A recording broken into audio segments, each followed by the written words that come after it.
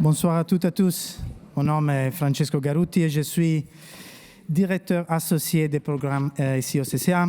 Et je suis très heureux de vous présenter ce soir l'exposition Architecture, divertissement, interactivité, Culture Lab, Toronto 1991-1994, commissariée par Farzin Lotfi-Jam.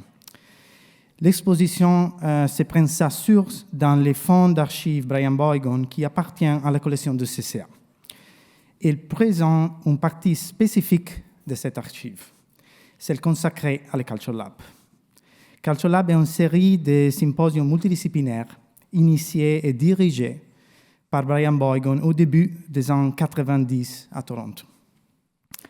Et comme a déclaré Boigon, le projet avait pour but d'expérimenter un nouveau format de discussion publiques visant à interroger l'architecture, l'espace et les formes du point de vue d'autres disciplines. Ce soir, nous sommes ravis d'inaugurer l'exposition avec les mots du conservateur Farzin Lotfi-Jam et avec une conversation entre Farzin et Brian Boigon que nous avons l'immense plaisir d'accueillir ce soir à Montréal. Mais avant de commencer, j'aimerais débuter l'événement en reconnaissant que les peuples autochtones Ganiegeaga, de Kanawake, Kanesetake et Akvezazne ont des connexions de longue date avec Tiohtià:ke, Munyang, Montréal. Leurs ancêtres, tout comme ceux des communautés Wendat, Anishinaabe et Abenaki, vivaient sur ces terrains bien avant l'arrivée des colons. Aujourd'hui, encore, la ville-communauté continue de subir la remise en cause de leurs droits et l'érosion de leur territoire traditionnel, qui provoque les mécanismes de colonialisme d'implantation. Un système qui persiste encore de nos jours.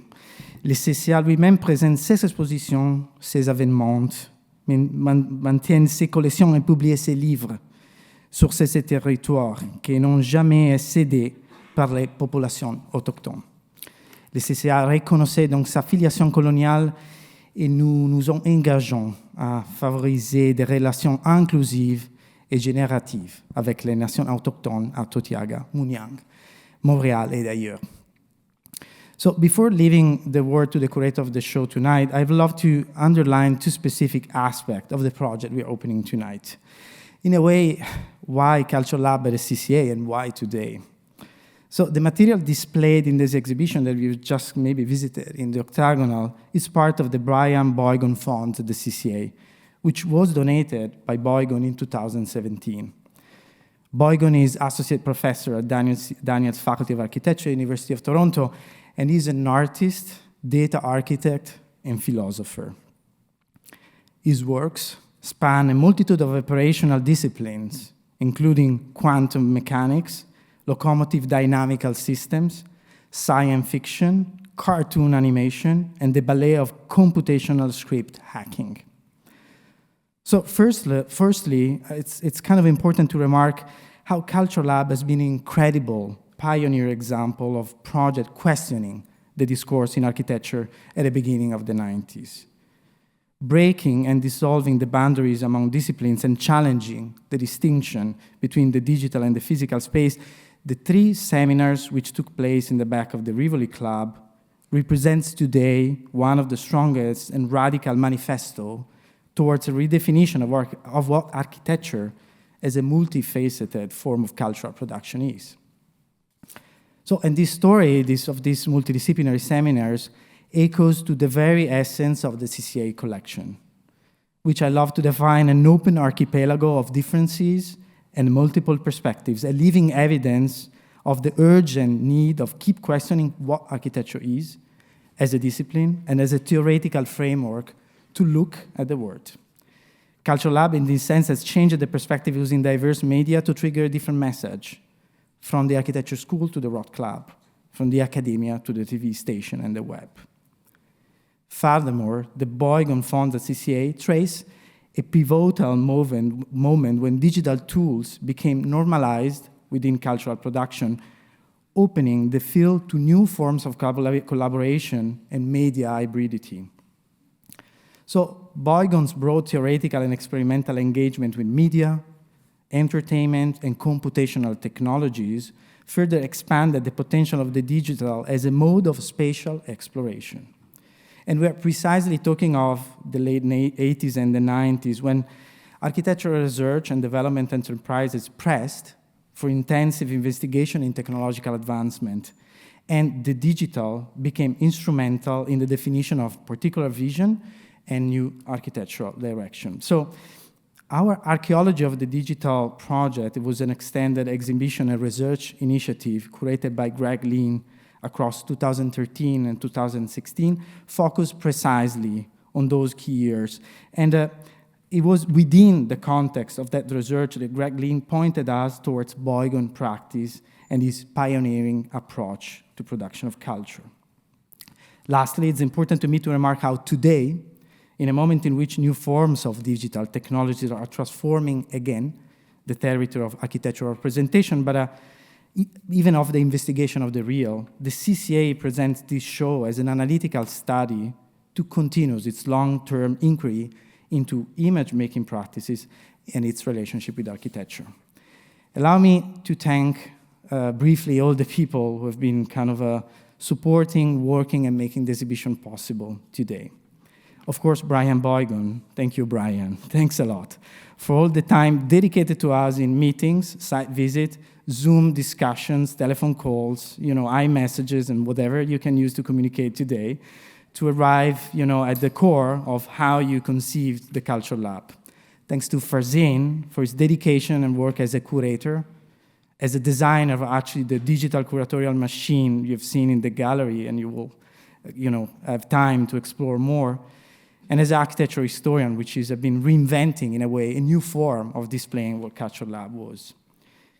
And of course, all the teams who have been developing this at the CCA, who work on the production, the design, and the ones that are taking care of the archive every day. And then specifically, Charlie-Anne Coté, Camilla Vallée-Prairie, who have been key to develop this complex curatorial project. Thanks to House 9 and Farah Khan, who are the graphic designer based in Montreal of the exhibition.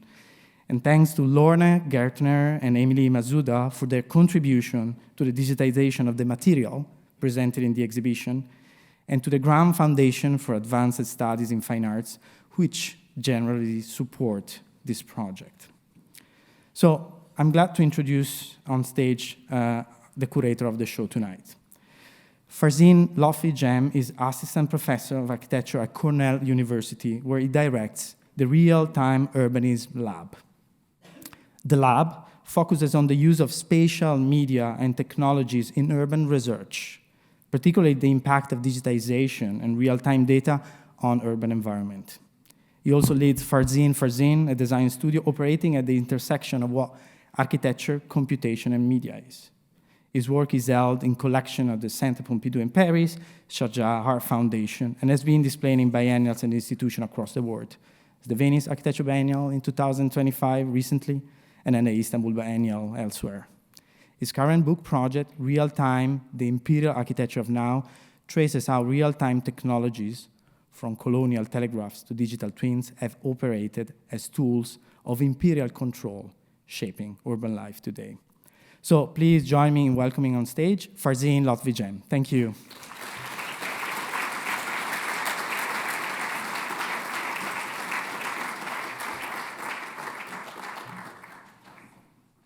Thank you, Francesco, so much for that wonderful, generous introduction. Thank you all for coming here tonight. Thank you to the CCA. Thank you to Brian. Thank you to the entire team. Thank you to our extended collaborators. Thank you to all the participants of the Cultural Lab over the years. Thank you to all of the people who worked at the Rivoli Bar and served everyone with drinks to ensure discourse was fluid and well taken. And thank you to you all tonight for coming and engaging this project. So just starting with thank you so much. So I'm just going to spend a little bit of time giving you a small introduction to the show that you may have seen this just there, Interactive Entertainment Architecture, Cultural Lab, Toronto, 1991 to 1994. And I want to speak about 5 things briefly, and I'll just reset my timer so I can stay on time. And I'm going to take a second to talk about the Cultural Lab, the idea of the museum and the exhibition within it, Brian's incredible legacy, and what is the architecture of an interactive entertainment. And so this short introduction will serve as an introduction to the exhibition behind us, but it will also be an attempt to situate Cultural Lab within a longer history of media, architecture, and public discourse that continues to shape our present moment.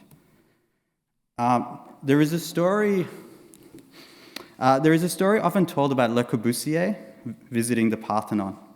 After studying it for years from afar, he reportedly could not immediately approach it when he finally saw it in person. The object had already acquired an overwhelming presence in his imagination.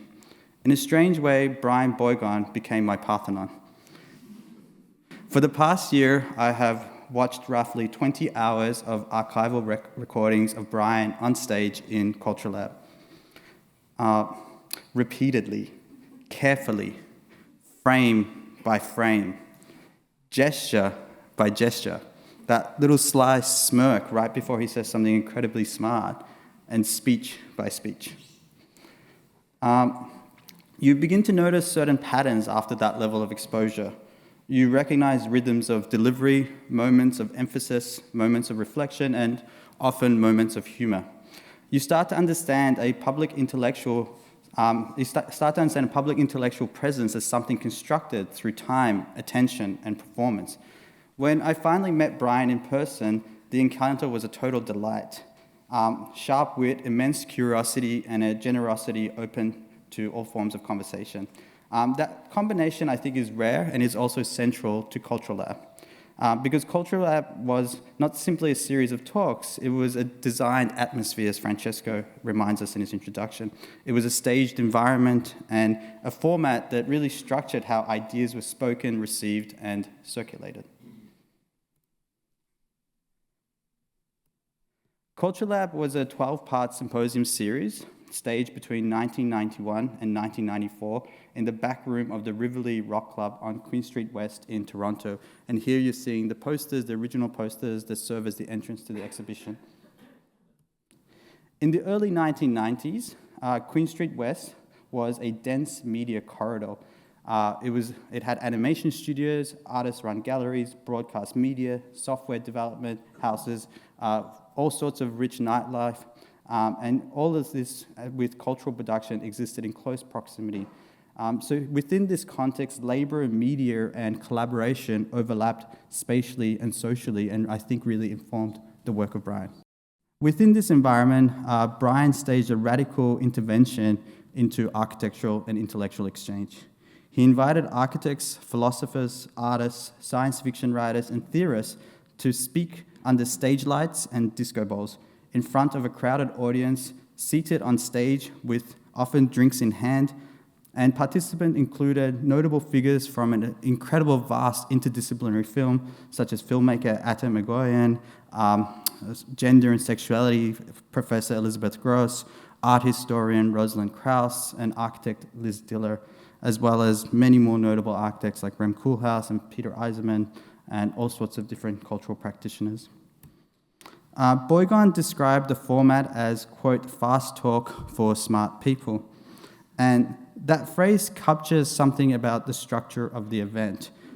In a sense, in this moment of incredible acceleration and the sort of expansion of new forms of media into every aspect of society at the time, knowledge was, for Brian, something that was produced through timing and through a kind of space where, even though this huge amount of digitization was happening, being in space together had a certain level of importance.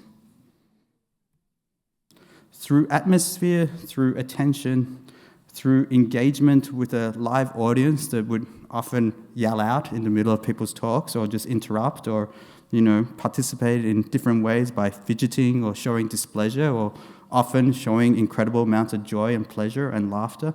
Cultural Lab started to treat discourse as a public event that was shaped by performance within this environment. And that performance, I think, was very participatory, when the audience was as much an actor as the speakers on the stage. And so to kind of talk a little bit about this concept of interactive entertainment architecture that drives the exhibition's title, Boigon described Cultural Lab as a form of interactive entertainment, located at the convergence of television, the telephone, and the computer, something that was happening in that moment in the 1990s. I think that definition is remarkably precise in retrospect, because today we live within that convergence. We all understand that the project that was launched in the early 90s, late 80s, is the world that we now live in, saturated by communication and computation systems. And we're also saturated by different formats of how that information is packaged and delivered to us, from streams to podcasts to live feeds to multi-screen environments.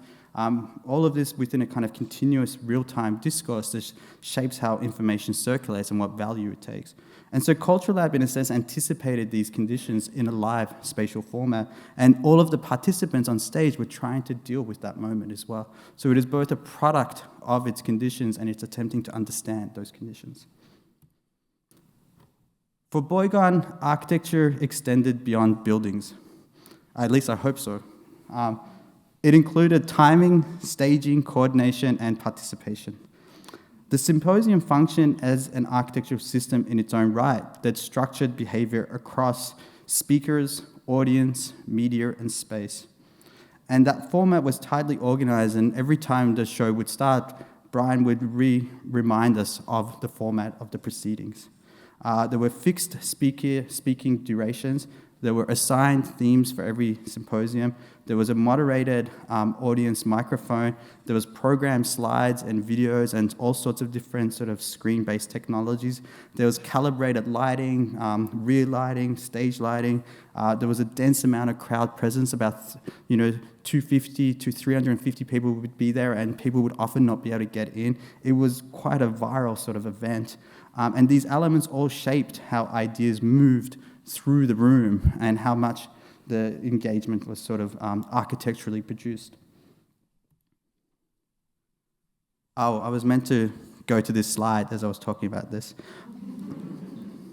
But what you're seeing here is a little kind of preview of how Cultural Lab starts to get set up. So we see these 4 quadrants from the 36 channels, and each of the 4 quadrants from the top left to the bottom right are mapping different content that we've taken from the archive, from the speakers coming on stage, to the staging of the event itself, the setup and construction, to the audience, all the way to the audiovisual elements that are facilitating the night.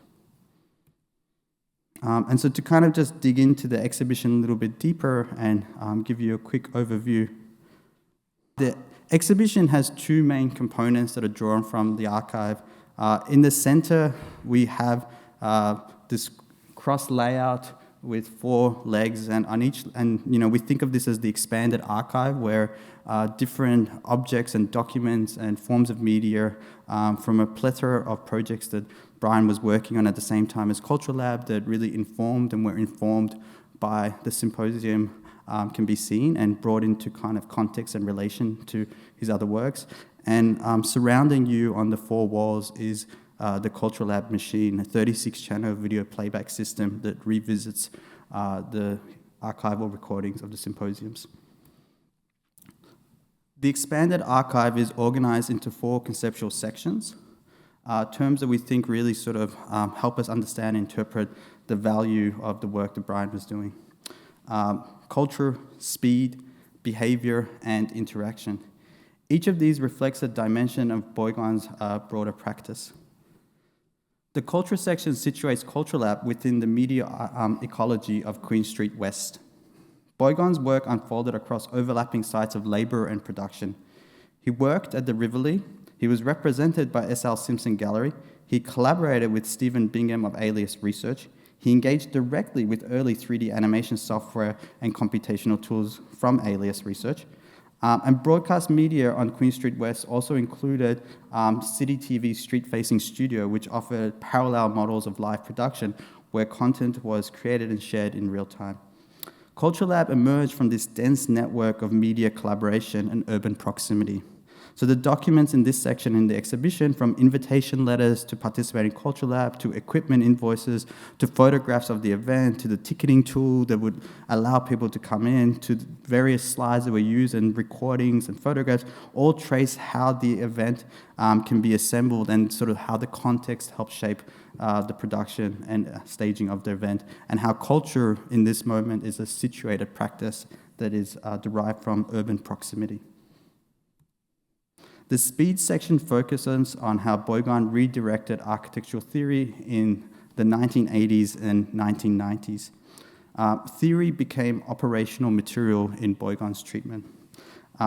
We see sort of methods for reading, sorting, and working across dense informational fields. At the University of Toronto, Boigon developed a syllabi that organized readings into thematic clusters for rapid comparison and reuse.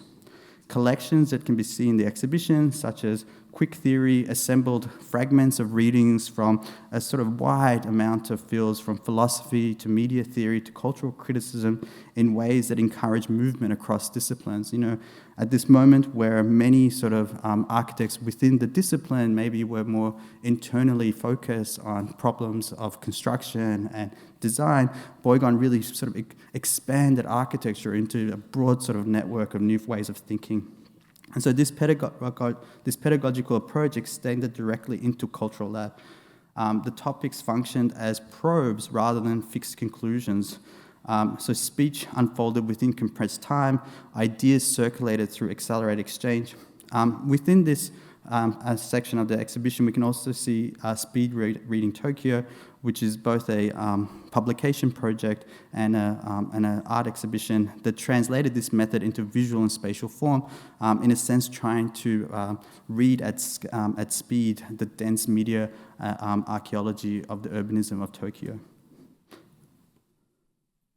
The behaviour section marks the early integration of computation into Boigon's practice. While many architects at the time were using computers primarily for drafting or form generation, whether they were sort of the avant-garde experimental architects or the sort of large industrial stalwarts, Boigon used new computer animation software to study movement, posture, and behavioural response.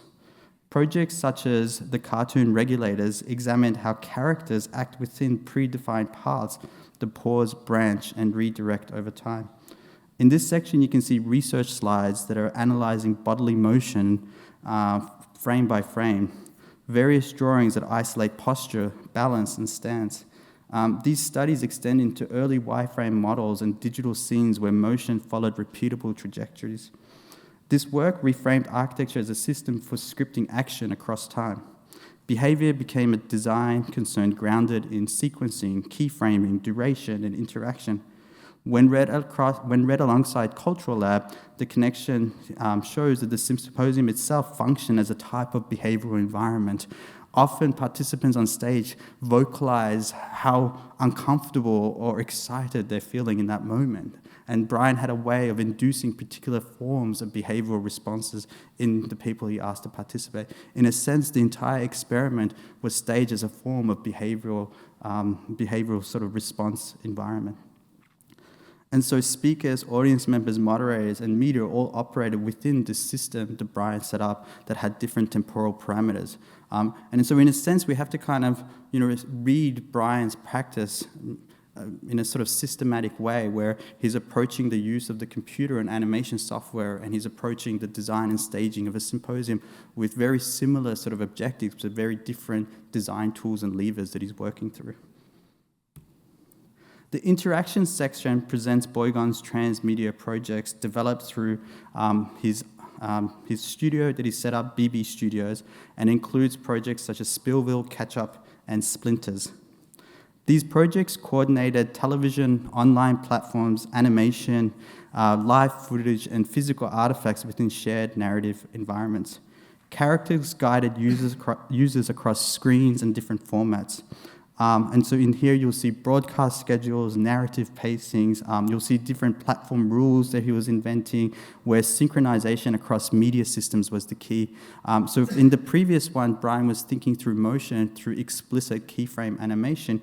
Here, he's really starting to think about interaction through rule-based systems. At a moment where many people are thinking through complexity theory and bottom-up processes and maybe directing that towards the organization of architectural form, Brian is directing that to the organization of audiences. So he's really thinking through how do complex audiences experience media across different formats within a sort of a unified narrative structure. He's also experimenting with new crowdsourced sort of participatory forms of media generation. He created an online virtual world where audience members could set in sketches and he would translate that into the 3D world. You know, sort of precedents for all the sorts of vast open online worlds that we're seeing now. And so this required architectural thinking at the level of coordination and timing. Stories, data, and participation remained aligned as users moved across different media and locations.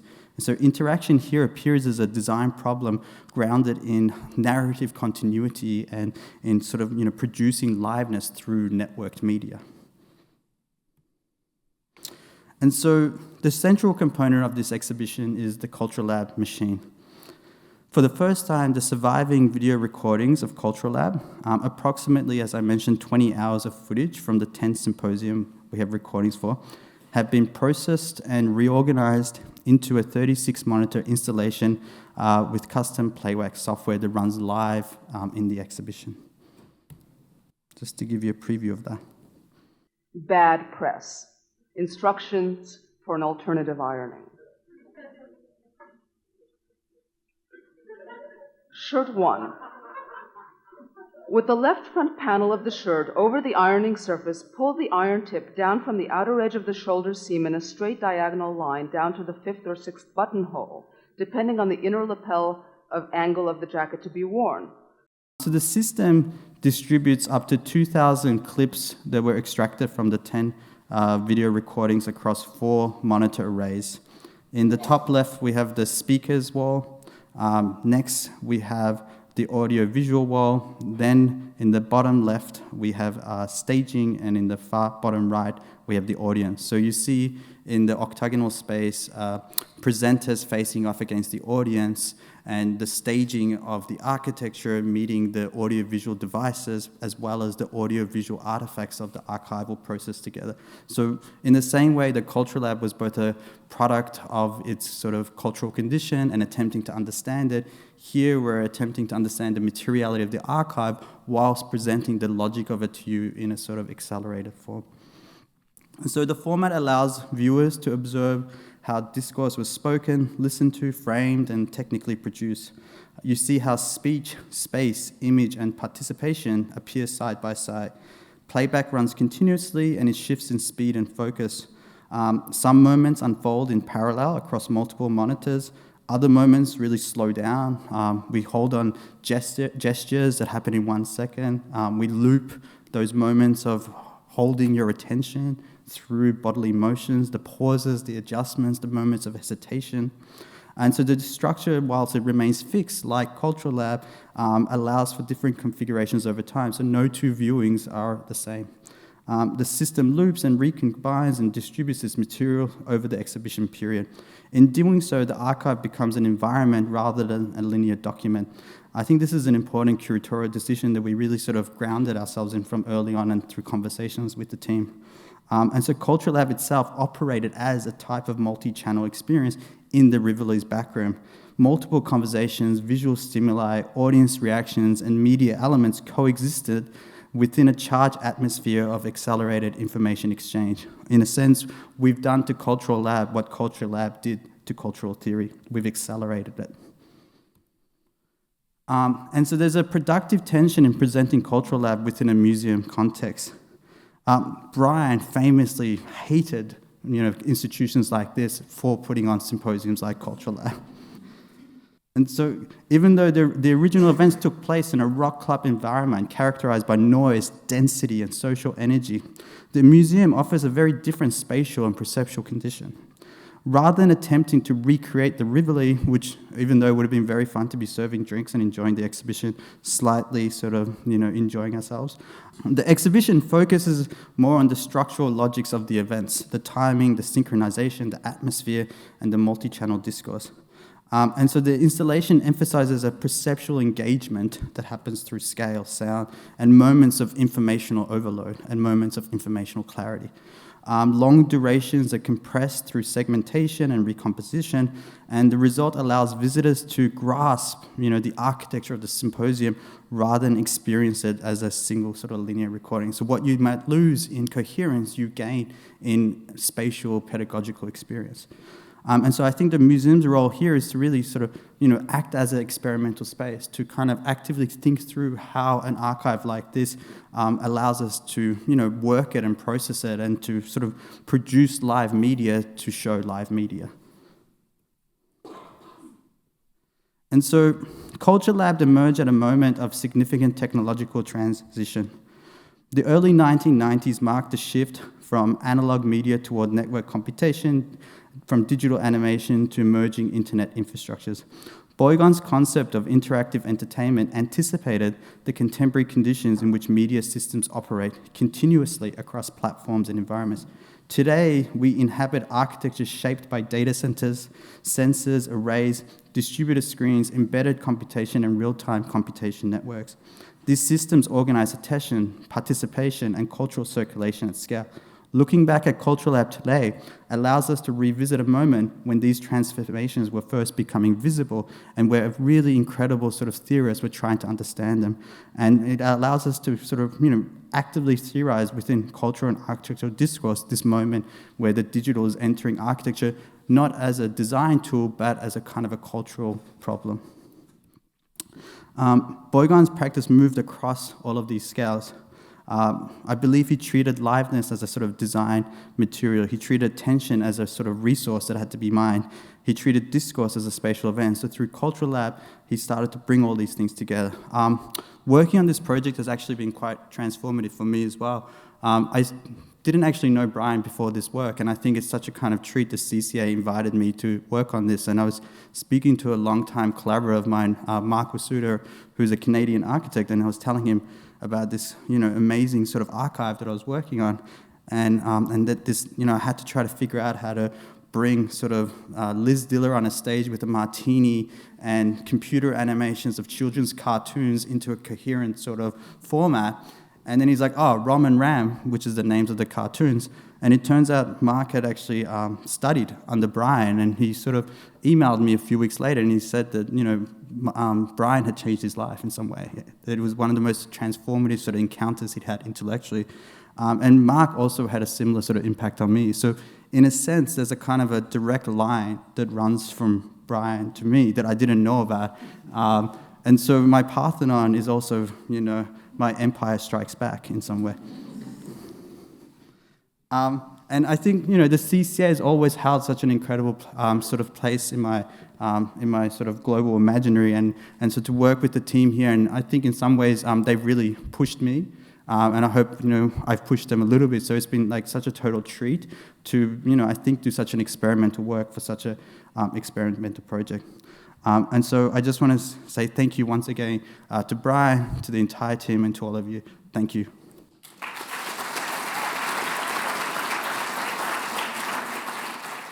Brian, thank you so much for coming and being with us tonight. I know there was a last-minute flight adventure as well, so we're so pleased that we have you together in person. Brian, in your own words, what was the Cultural Lab? Okay. So, you have to understand the nature of the performative aspect of Culture Lab that shuffled between theorists and producers of the theories and high and low dialogues. So in order to understand that, you have to figure out a way, I had to figure out a way to connect the dots between all the different fields. And the dots that I picked were motion related. And I followed some work in particular to deal with the motion, and that was Ralph Abraham, who was a dynamical systems theorist. And he developed a number of things, including what I was drawn to was his organization of space through bifurcation. And there was a particular bifurcation that he called pitchfork bifurcation, which is quintessentially what Culture Lab was, where you have one force moving through the club and another force moving out of the club, and them parting and dissipating their discourses at the same time.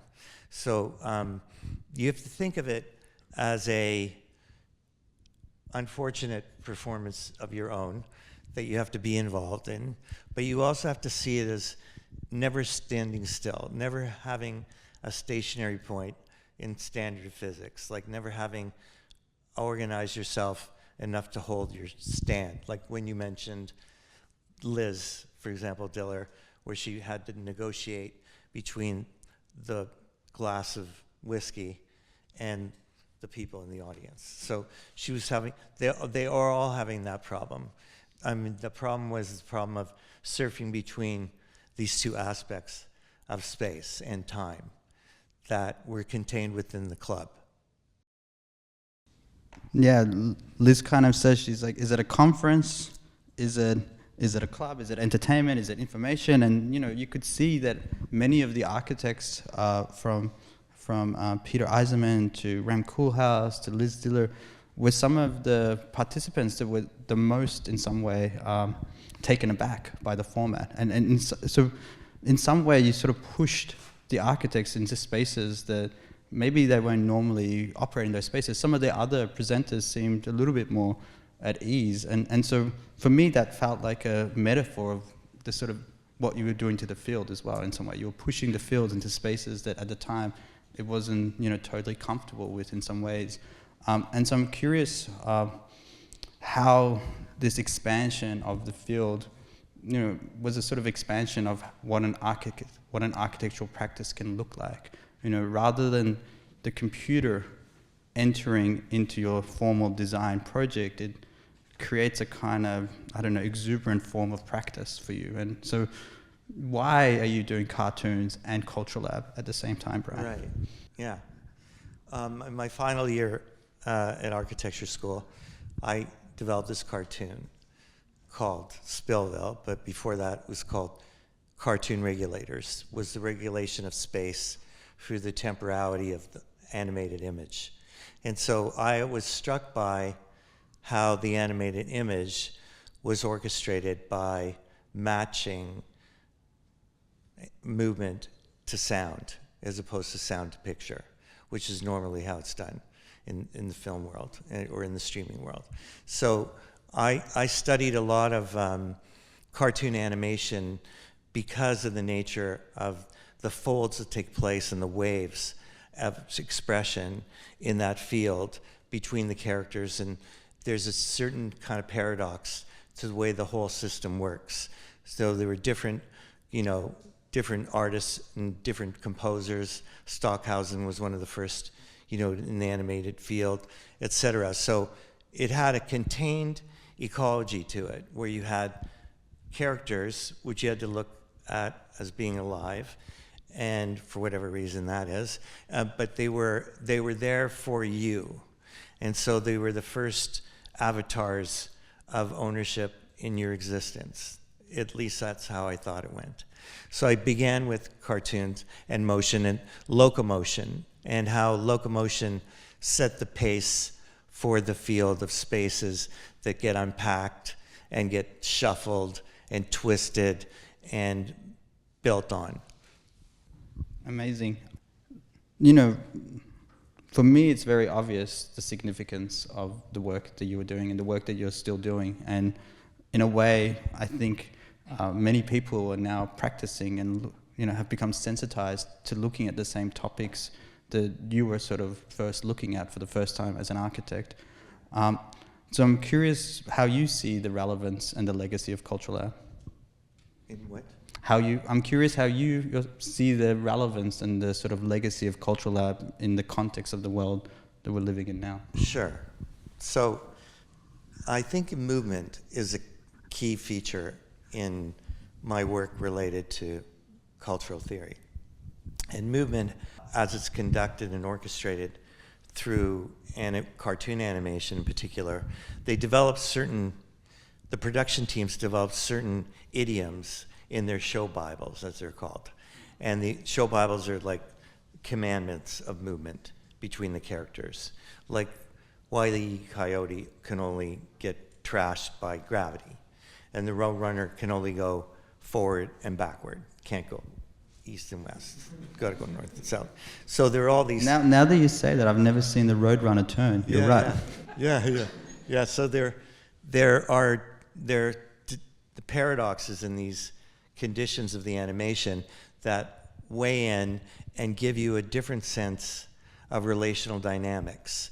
And so I was particularly obsessed with the motion pathway, as it's called. Motion pathway is the behavioral commandment of one character through different motions.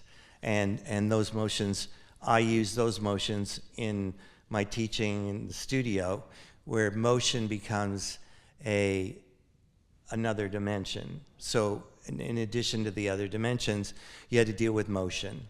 And so there was one guest, his name was Harry Ruda, on the panel. He was on a panel of surfing. And Harry is a nano physicist who invents new matter. He was, part of the team that helped to develop smart metal, which has this recursive reference to a behavior of its existence when you bend it, and then it goes back to its stationary state. And so he was on a panel called Surfing, and he said, I remember it absolutely vividly, that he said, a surfing is related to the surface, and a surface is the only thing that creates a boundary between this environment underneath the table and this environment on top of the table. And he said, if you focus on the surface, you're dealing with the membrane. And the membrane is always contracted under the employment of membranes that seal something off, but they don't do that fully. They never do that fully. So membranes always have these paradoxes that are contained within it. So I was particularly struck by that too. That you're never designing for stationary states, but always moving states when you're designing architecture. And you're never in control of all of it, because there are all these willful individuals like Nietzsche has in his books. And those willful people become figures that you were allowed to welcome into your ecology of expression. That's amazing, the kind of movement and uncertainty that we have to navigate as architects. It wouldn't be a Cultural Lab event if we didn't invite the audience to heckle, to ask a question, to maybe bring us a drink. So I'm just going to open it up to any questions about the show or about Brian or Cultural Lab. And I know we've gone off format, so you'll have to yell the question to me and I'll repeat it and amplify it. Just one story. Yeah. So out of Culture Lab, in my experiences, I had certain opportunities to mix up people's minds with their matter. And two characters come to mind, Peter Eisenman and David Cronenberg. So I set up a meeting for David Cronenberg and Peter Eisenman to talk about designing a museum for Cronenberg's movies. So we had this historical meeting in Peter's office where Peter spoke about how he could take Cronenberg's films and shatter them like a piece of glass onto the floor and re-render them onto the shield that you presented. So there's a way in which people had to stretch their practices to include other things that they wouldn't normally include. And that would go on outside of the Culture Lab too, to this day. Yeah. Okay. So, yeah. What was the instigating incident that pushed you to say, "Well, I have to Pushed me to what? To say where you had this eureka, where you kind of like said, well, I'm going to have to put this thing together. Just to repeat for, what pushed you to start Culture Lab? Your eureka moment. Okay. So I was teaching at the School of Architecture, University of Toronto. I think Larry Richards was the chair. And at that point in the 90s, early 90s, the notion of cross-disciplinary research between the different disciplines or between the different practices outside the discipline of architecture was pretty wild. Like it lacked any coherence. It didn't have any substantial features that you could attach yourself to without bringing in another medium, like film or music or something. And so I found the academic field for architecture and design to be relatively vacant of these cross disciplines that were normally contained within other disciplines. Like, for example, I was telling you that there's the movie called Arrival, which I teach in a sci-fi course, sci-fi cinema at the Daniels now. And Arrival, the arrival of aliens is interface between a membrane between characters. And the aliens are on one side of the glass and the humans are on the other. And the glass becomes this membrane that has these drawings on it, these incredible drawings that were done by the aliens. And those aliens were instructed to give those drawings by a professor of linguistic theory at the University of Toronto. So they came from that source, but they made themselves known in the drawings that were on the wall, the glass wall, and they became symptoms of cross-disciplinary harvesting, if you will. So you couldn't fully engage in anything without being in something. I realize we now do have an audience mic, so we're into season 2 of Culture Lab. Thank you for your presentation. If today you would have to organize one symposium with like the last Culture Lab symposium with 3-4 guests, who would be these guests and what would be the theme? Wow. You may, that's like corpse. Okay, so the one I'm thinking about, which might happen here, or could happen here. So it was a symposium I developed. I got approached by Diesel, the fashion brand, and the Miami Basel Art Fair to do a Culture Lab. So I came up with this idea of taking Thomas Aquinas, the passages that Mies van der Rohe liked, and I decided to make this panel that would be live like a rock star, die like an angel.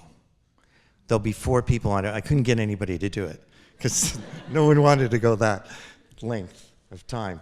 But that would be something that I would be interested in doing in the sense that live like a rock star, die like an angel dealt with Thomas Aquinas' notion of the angel being somewhat perfect, not fully perfect, because that was his big, among other things, that was his big thing. But I was interested in the religious spaces that were exchanging between different events, like Thomas Aquinas. So live like a rock star, die like an angel, and associate that with other properties related to devotion. Like, for example, there's a book that Zone Books did, or reprinted, that was called Your Money or Your Life.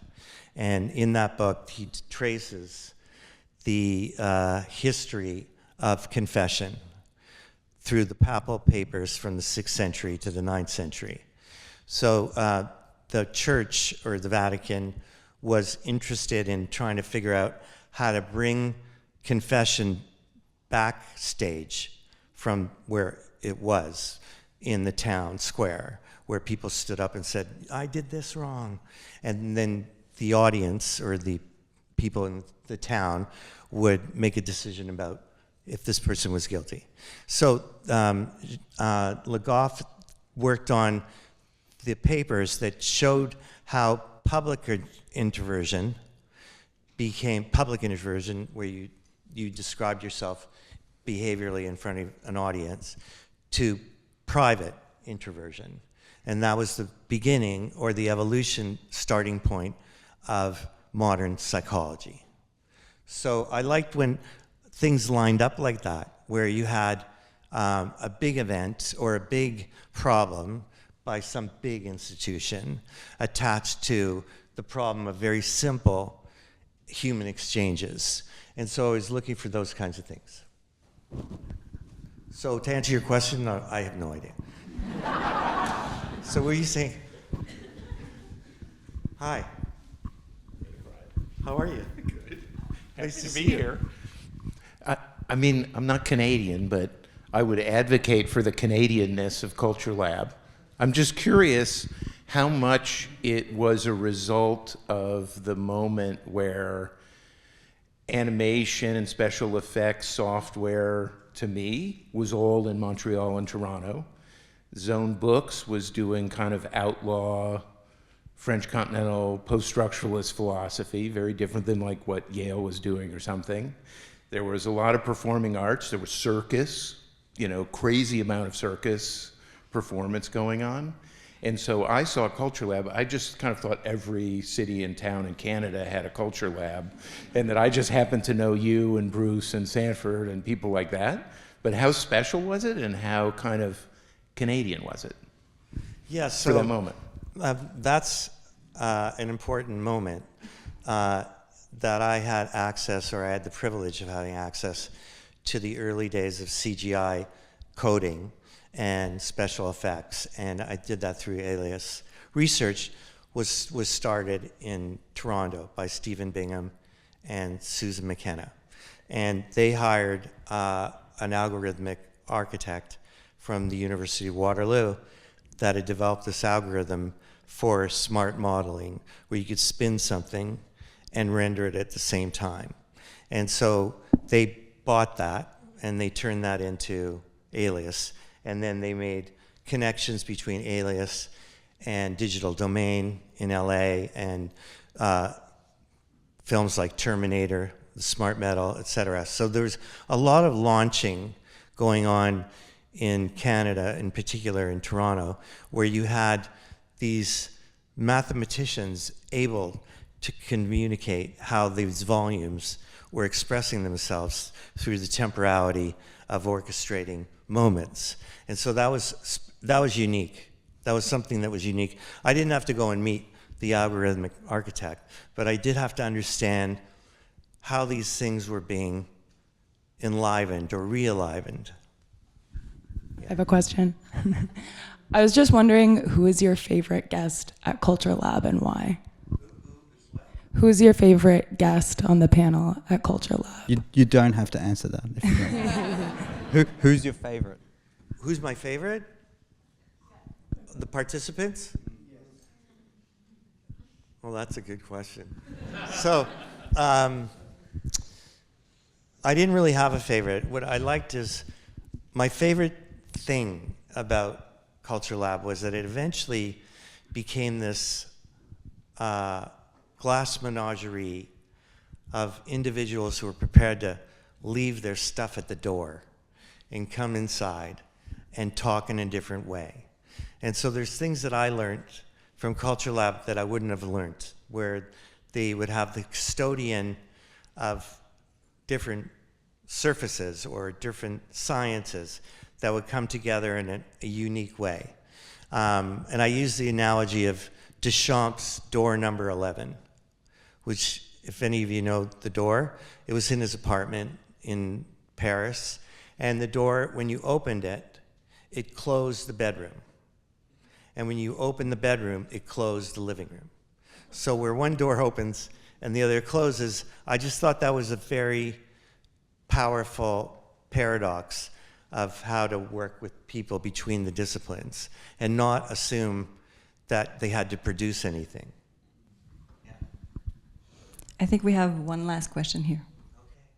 Okay. Thank you very much for the presentation. You spoke of media innovation and urban proximity. So, and also the artists, the plethora of artist-run galleries on Queen Street West. So I wondered, who were these artists who were very important perhaps in shaping the ambiance of innovation and artistic creativity? And also I'm reminded a bit of the last year's exhibition of Joyce Whelan's artwork, because I found some of her artwork really prefigured these ideas of explorations of media, from aerial images, paintings that were aerial, and paintings that were also how do you say, like, worked with film and photographic strips, and basically tried to participate in an ambiance of media innovation, even though she was perhaps obviously not part of Cultural Lab.